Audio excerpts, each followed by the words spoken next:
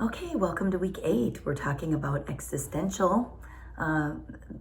existential theory as it relates to group therapy this week.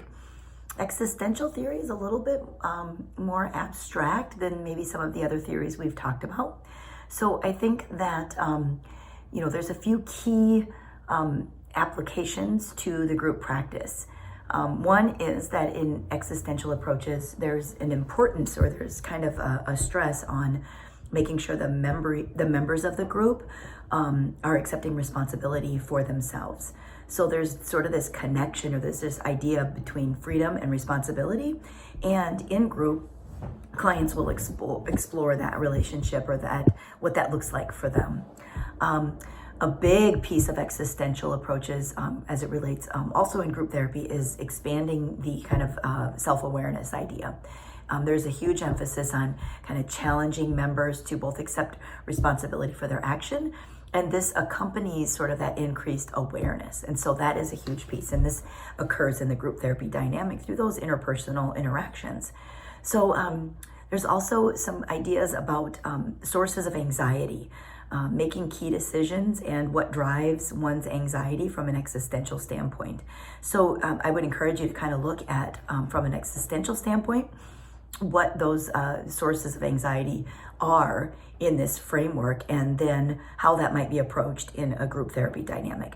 So just kind of thinking about, for one, an acceptance that everybody will face death, and that this is an existential anxiety that everybody has at various degrees or various levels. And so this can be processed, or these kinds of things can be processed in the group therapy dynamic.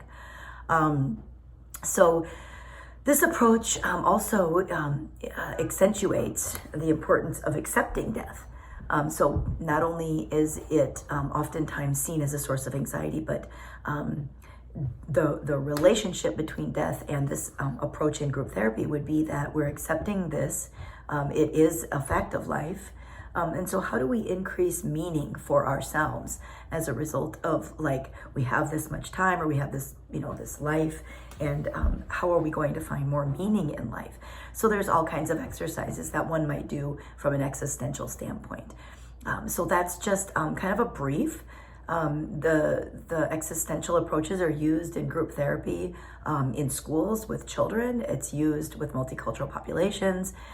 We use it, or I use it. I've used it in the past in my work with criminals who've committed sexual crimes. And so I think it can be very powerful for people when they're looking at some of their own anxieties, increasing their own self-awareness, and this happens as part of that group therapy process. And so a facilitator will be a guide towards some of those conversations, but the power is within those interpersonal dynamics. And then seeing how others see you in that dynamic, and how you have impact on other people as well. So enjoy the week, the chapter and the PowerPoints this week. Be sure to get through all the materials, and have a great week 8.